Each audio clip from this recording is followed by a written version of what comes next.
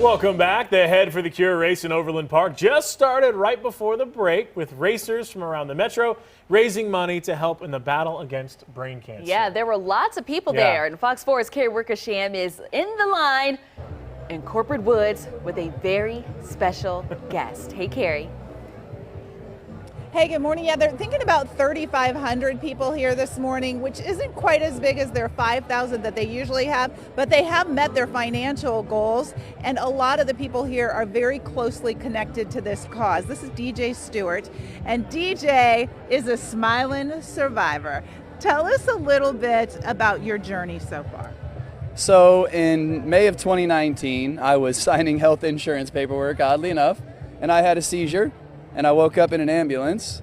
Turns out I had a human fist-sized tumor in my head, and turned out to be a glioblastoma, which is a very aggressive form of brain cancer that organizations like Head for the Cure instantly got behind me and kicking its ass.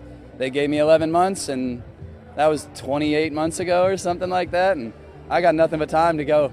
You know, I think it's amazing that you just told me you have one of the most deadly brain tumors, Yes. and you're still smiling about it. You're still, fighting it. Now, you've kind of outlived the expiration date that they put on you, haven't you? You could say that, yeah. I like to think that if I was rare enough to get it, I'm rare enough to beat it. I actually have like a video project coming out next week about that, about my little journey and everything. So with supportive people like Head for the Cure, and 3,500 people just in one morning, I got a big team behind me, so I don't like to take all the credit at all. I like the fact also, we have some images of this. You wore something called an Optune cap, which is something most people haven't heard of. As a matter of fact, you had trouble getting on an airplane with it, but tell us about that Optune cap.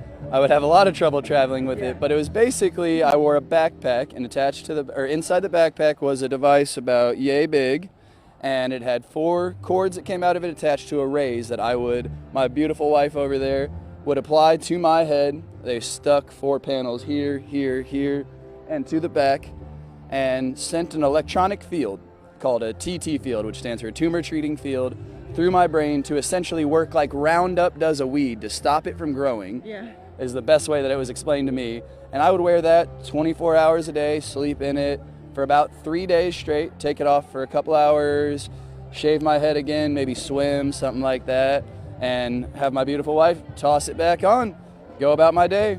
But I never let it stop me. Still rode a motorcycle, ride my skateboard, run a professional wrestling company. I live my life. And you've been married during the midst of this too, so seriously making plans for the future. And I hope it's a long, wonderful future. I know a lot of the money here goes towards testing, towards trials, towards really trying to make breakthroughs in some of the most serious forms of brain cancer like DJ has. So yeah, it's coming. The cure's coming, and it's going to be from money from people right out there raised for this. Thank you, DJ, so much for all you're doing. We're going to talk to the founder of Head for the Cure coming up in the next 30 minutes. I'm Carrie Wickersham. Back to you.